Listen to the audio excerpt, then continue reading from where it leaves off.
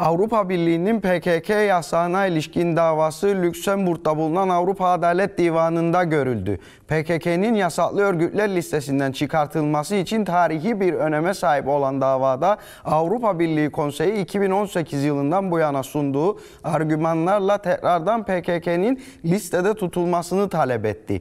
PKK tarafı ise sorunun sadece silahlı eylem çerçevesinde ele alınamayacağını vurguladı. PKK'nın meşru bir hareket olduğu da bu davada vurgulandı.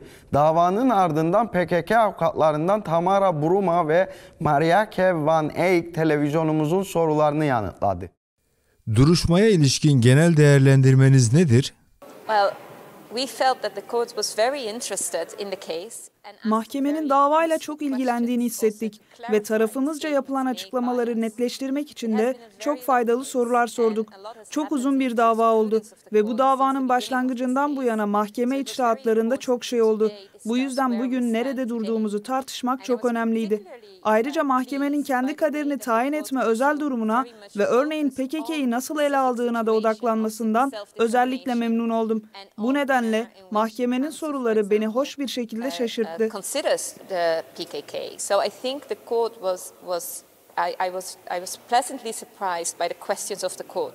Kararın ne zaman alınıp açıklanmasını bekliyorsunuz?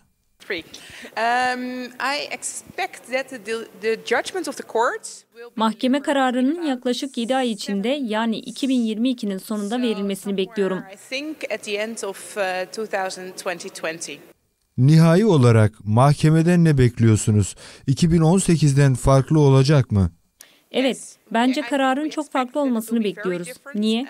Çünkü mahkemenin şimdi argümanlarımızın özünü ele alacağını düşünüyorum. 2018 kararında mahkeme kararın gerekçesini ele aldı ancak şimdi tüm argümanlarımızı özünde değerlendirmesini bekliyoruz.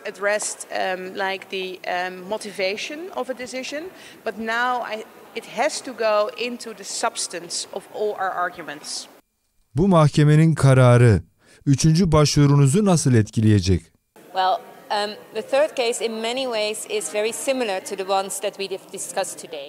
Üçüncü dava mı?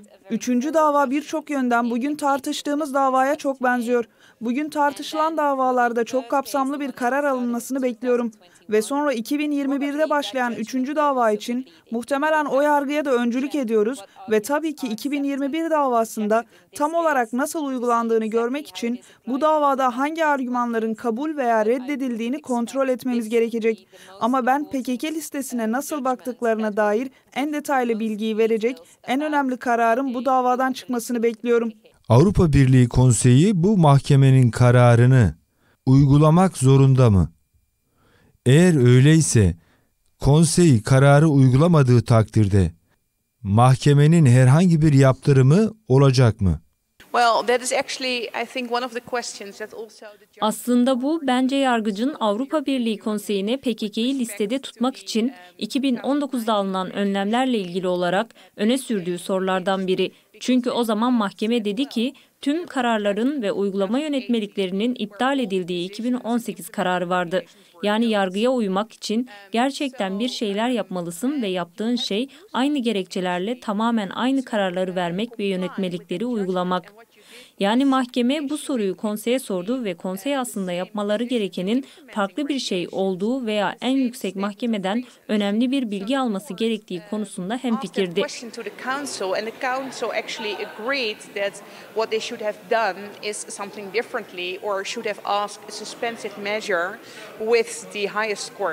Avrupa Birliği Konseyi ekibi argümanlarını meşrulaştırmak için Hamas ve LTTE kararlarına çok sık atıfta bulundu.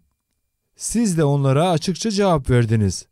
Buna karşı argümanlarınızı biraz açıklar mısınız? Belli ki mahkeme, Hamas ve Tamil Elam Kurtuluş Kaplanları davalarındaki kendi kararlarını dikkate alıyor ve öne sürülen argümanlarda benzerlikler var. Ama aynı zamanda çok önemli farklılıklar olduğunu düşünüyorum. Ve özellikle görebildiğim kadarıyla bu dava gerçekten de konseyin terörizm riskini haklı çıkarmak için askeri eylemlere bel bağladığını gösteriyor. Üzerinde tartıştığımız temel konu da bunun yeterli olmadığıdır. Bunların neden terörizm olarak kabul edildiğini açıklamadan bu askeri eylemlere basitçe atıfta bulunamazsınız. Mahkemenin bu konuda bir karar vermesini bekliyorum. Hamas ve LTTE'de de bazı ön kararlar aldılar.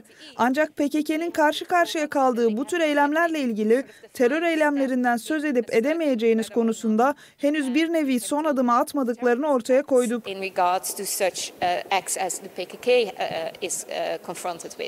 Avrupa Birliği Konseyi'nin savunma ekibi PKK'yı temsil etme yetkinizin olmadığını savundu. Yargıçlar reddetti. Bunu nasıl değerlendiriyorsunuz? Well, I think first of all it is important to keep in mind that because this has been such a long procedure. Bence her şeyden önce şunu akılda tutmak önemli. Çünkü bu çok uzun bir prosedür. Aslında bence hem konseyin hem de kendimizin bir noktada iyi ifade etmesi gerektiğini düşünüyorum. Söylediklerimizi o zaman artık geçerli değil ya da hukuk ışığında artık bunu tartışmıyoruz tartışmalarına girmeyiz. Aslında bunu yapması gereken avukatlar olup olmadığımız konusunda çok ilginç bir tartışmaydı. Çünkü bu davayı mahkemeye götürecek olanın bizler olduğunu elbette çok iyi biliyoruz. Bu açık ve nettir. Mahkemenin de bizi avukat olarak kabul ettiğini ve PKK'yı temsil ettiğimizi anladığını söyledi.